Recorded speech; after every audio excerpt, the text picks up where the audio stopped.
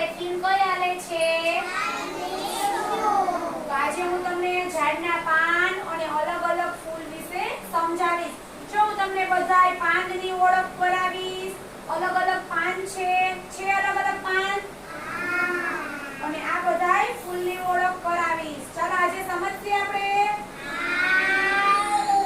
ચલો હું તમને પાન બતાવું તો તમારે કહેવાનું આ તો શેનું પાન છે? આ પાન ક્યું છે? ચંપાનું. આ પાન શેનું છે? તો હવે જો આપણે પાનને અળસી. પાન લીસું છે કે ખરબચડું એટલે તમને ખ્યાલ આવે. બેટા આને એક તો આ પાન કેવું છે?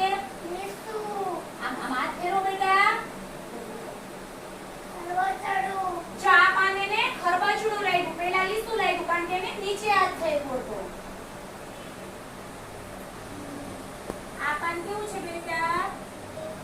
કેવું છે? જો આ પાન લીસું છે. પછી આ શું છે?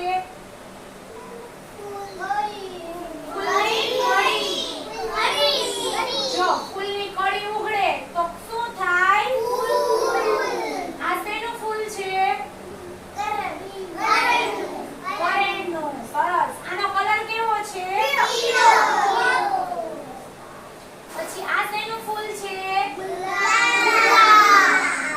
ગુલાબનો કલર કેવો છે? લાલ અથવા ગુલાબી હોય. પછી આ ફૂલ શેનું છે?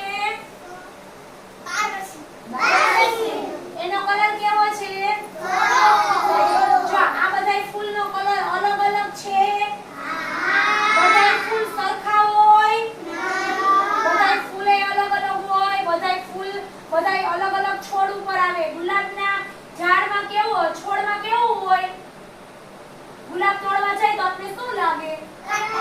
કાંટા લાગે. પછી કરેણના ફૂલમાં કાંટા હોય?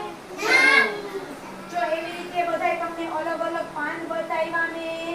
કોઈ પાન લીસું છે, કોઈ પાન ખરબચડું છે, પછી કોઈ પાન